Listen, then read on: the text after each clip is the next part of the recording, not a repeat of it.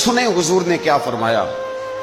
نبی پاک صلی اللہ تعالی علیہ وسلم نے دعا دی، کہا اے اللہ اس آدمی کے چہرے کو چمکتا دمکتا رکھنا۔ کیا دعا ہے، اور دی اس محبوب نے ہے کہ جو جب دعا کرتے تھے تو اعلیٰ حضرت بریلوی فرماتے ہیں قبولیت نیچے آ جایا کرتی۔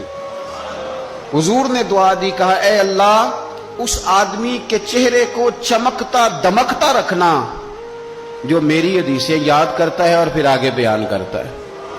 اس کے چہرے کو چمکتا دمکتا رکھنا، یہ رسول پاک صلی اللہ تعالی علیہ وسلم نے دعا دی۔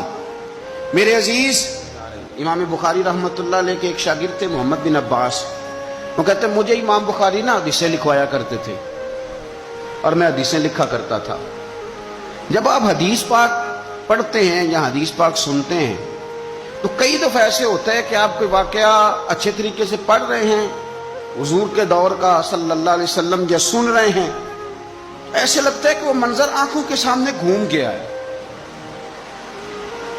تو امام بخاری رحمۃ اللہ تعالی علیہ اپنے شاگرد کو حدیثیں لکھوا رہے تھے تو ایک خاص حدیث پاک کے لحاظ سے آپ نے فلسفہ بیان کیا۔ انہیں چونکہ حدیث پاک کے مشن سے پیار بڑا تھا امام بخاری کو، فرماتے ہیں 500 دینار میری ماہانہ آمدن ہے، میں ساری نبی پاک کے دین کے طالب علموں پہ خرچ کر دیتا ہوں۔